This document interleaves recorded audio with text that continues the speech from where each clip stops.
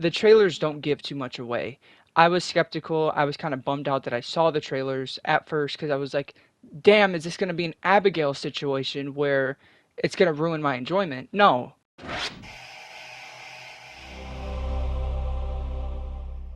Hey everybody, it's me, Ian Lives. Welcome back to another YouTube video and another movie review. This is my first movie review back on the channel. I haven't done one in a long time, so I'm going to be rusty.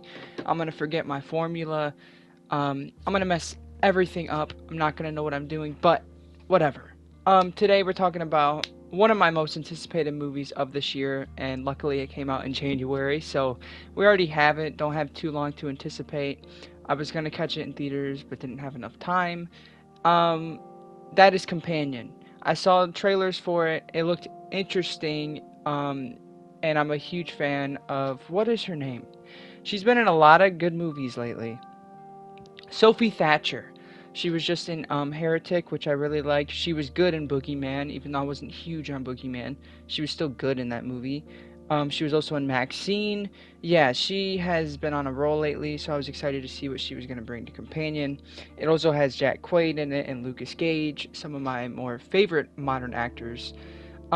So yeah, I was excited for Companion, and I ended up renting it tonight, and I watched it, and this is the review. So starting off with my pros, the concept, what the movie is basically about. Also, I'm going to keep this mainly spoiler free. If it gets too much, I will put a warning on the screen. But usually I like to get into details, but I will warn you before I do. But the basic plot is you have this couple, Iris and I think his name was Josh, and they go to like this cabin, where they think it's like a secluded cabin, and it ends up being like this mansion on this huge hill, and they come here to hang out with some friends, and there's like, they introduce the characters, and then there's like this one Russian guy who is pretty fishy, and you don't really know like what's going on with him. So yeah, that's basically like the plot of the movie without giving anything away. And the trailers did reveal this. The main character is a robot, so that plays heavily into the plot, and that was one of the main things I was worried about, which I'll put into my pros. If you guys watched the trailer and you thought it gave too much away, if you thought that her being a robot should have been a reveal, don't be too upset, because this movie goes way further than that, and to the point where not only do they not really set it up as a reveal, but they also, like, there's other reveals in the movie. Like, that's not even the main reveal. So the trailers don't give too much away. I was skeptical. I was kind of bummed out that I saw the trailers at first because I was like, damn, is this going to be an Abigail situation where it's going to ruin my enjoyment? No, because this movie goes a lot further than you would expect it to go on. It's a lot more than what it seems, and that's all that I will say, which moves on to my next pro. Movies like Barbarian, which is funny because the director actually produced Companion, I love because it's set up as something and then it goes into a completely different direction. You guys know I love movies that do that, where you don't know what's gonna happen next. You're like, you're theorizing in your head and you can figure some stuff out, but you don't really know how far the movie's gonna push it. And this movie does a great job at doing it. I love the humor in this movie. It's a dark comedy, and most of the jokes landed, and it was very dry, which is my favorite type of horror comedy. I love full-blown campy horror comedies just as much as the next person, but I love even more when a horror movie can still be dark and grim, yet can have funny, dry humor into it, that really blends extremely well. Sorry, I hit my mic. Most of it is thanks to Jack Quaid, who brings a very, very good performance. Might be the best in his career, but I'm not really obligated to say that because I have yet to see The Boys, which I hear is fantastic, but this is the best thing I've seen from him so far, out of what I've seen with him in it. Jack Quaid was phenomenal in here, and he does a good job at playing the character that he tries to play, like the nerdy kind of two-bedroom apartment, broke, loner dude. And he knocked that really well, which goes on to my next pro. I loved the cast of this movie. I touched on it just a little bit, but you got Sophie Thatcher, Jack Quaid, Lucas Gage, Megan Surrey, which I've been a fan of her ever since Never Have I Ever, which is a Netflix sitcom that I really enjoy. Also Harvey Golan, I'm not sure how to pronounce his last name. He's been in a couple things I've seen, and he was really funny in this movie as well. So yeah, the cast is not huge. It's very condensed. You're basically with the same characters the entire runtime, and you're basically in the same area the entire movie. It's not like a super broad scoped movie. You're in one area with a certain group of characters, and you're pretty much stuck with them for the whole runtime, which I love movies like that. So yeah, they all did phenomenal. But the standout performances were, again, Jack Quaid, Sophie Thatcher as well. I'm a huge fan of her. I wasn't completely on the Sophie Thatcher train. As I said before, the first thing I saw with her in it was Boogeyman. And she was easily the best performance in that movie. I wasn't huge on Boogeyman. And then she was in Maxine, small role, where she played the makeup girl who would put makeup on Maxine. And she was good in that.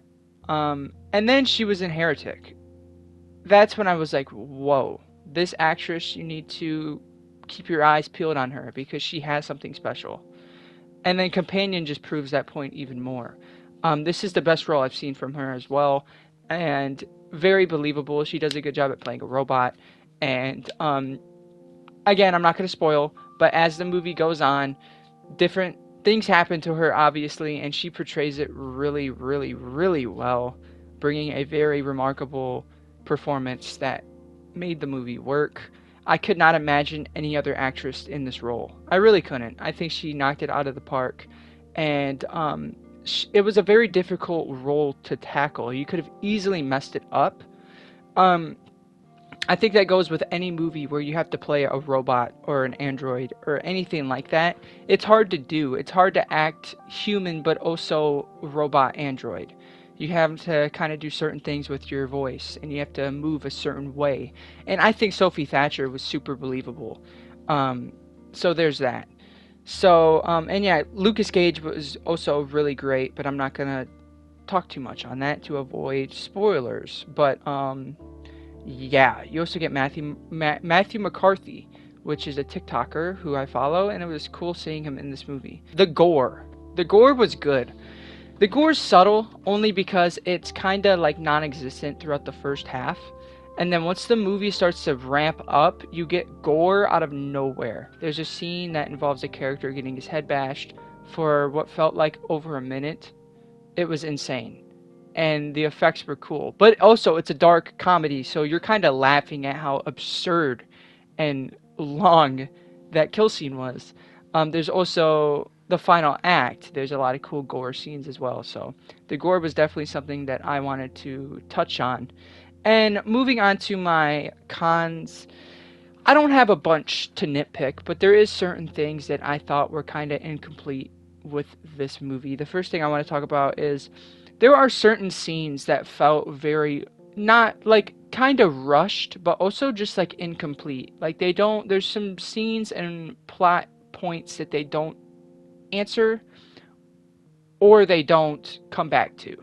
You know, like there's certain things where it's like, after I've seen the movie, I'm like, wait, did they explain that? Like, what was the deal with that? Like that type of thing. And I don't really like when movies do that.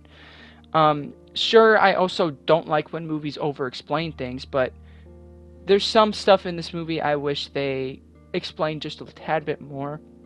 There's a lot of empty holes when it comes to some of the scenes that they show. Like, why did we need to see this scene when it wasn't super impactful to the plot of the movie, and it kind of felt like a waste? And there's also, because the way that this movie is told, you kind of go back and forth with time. You go to the present, then you go to the past, then you go to the present again, you go to the past. And there's sometimes where they show a scene where it's like a cutaway scene where it's like a flashback, but they show the same scene more than 2 times. And it's like, did you need to show the whole entire scene more than once? Like, it kind of felt like filler to me. But again, I'm just doing slight nitpicks at this point. Also, the plot could have been too simple at times. I feel like it needed something more. As I said, there is a lot to this movie, and it ramps up a lot, and they do a lot of cool twists and spins. But at the end of the day, it's just a movie of 4 characters running through the woods. Basically, a very bare bones, simple concept the more you think about it. And it could have used a little bit of spice. It could have used a little bit more magic. I will admit. I think that would have made the movie more enjoyable for me, for sure. And yeah, maybe a tad bit too simple. But not always is that a negative thing toward the movie. I think sometimes simple is good, but when you get too simple, it kind of feels like, okay, this was a good movie, but I can find this in a different movie. That type of thing, which I don't completely feel with this movie, but it's close to that point. But overall, I really enjoyed Companion. I think it lived up to the hype that it was receiving. I don't know if it lived up to the hype that I wanted it to deliver, because I really wanted to adore this thing. I ended up just thinking it was great, which is still really good, but like, I was expecting to love it. I did not fall in love with it. Maybe on rewatches I will, but definitely an interesting little horror comedy movie that kind of came out of nowhere. Didn't hear or see things about this movie until like a couple weeks before it was coming out. And I kind of like when movies do that nowadays. When you have months and months and months of hype and preparation, it's hard to impress your fans. We learned that the hard way with Longlegs, where it was like 5 to 6 months of marketing, and then when the movie came out, people were so bummed out because they were expecting like the best horror movie of all time, and they got like a really good horror movie, even though some hated it. It's the expectations is what these companies are failing to get good at. You need to have good expectations. You need to give your audience good expectations. And when a movie only has a couple weeks to market, it could go wrong quickly. Like, the movie could bomb because of that, but it also could be a good surprise. And I think that worked well in Companion's case, where it's like, people are talking about this new movie called Companion, and it's like, what even is that? Wait, it comes out next weekend? It was that type of thing. And that was an excitement that I really enjoyed. And anyways, I'm going to be giving Companion a 4 out of 5. I really enjoyed it. I think you guys should check it out. I tried to keep this spoiler free, which I actually did a really good job at. Maybe too good of a job, because I really could not explain much about this movie. But yeah, I really did enjoy Companion. And so far it's movie of the year, but that's not saying much. I've only seen 2 or 3 movies that have released this year, which was Presence, which I thought was just okay, and then also a new Hulu movie called Control Freak that I thought was pretty bad.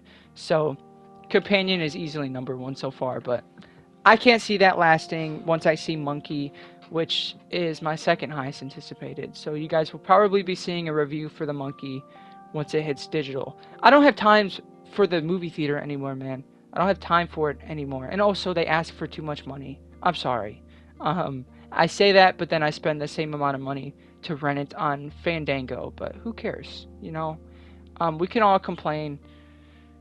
Anyways, 4 out of 5 for Companion. Hope you guys enjoyed the video. Please like, please subscribe, turn on the bell. Follow my Instagram at @IanLives_, and follow my Letterboxd at wehateian. I absolutely love you guys, and I will see you in the next video. Peace.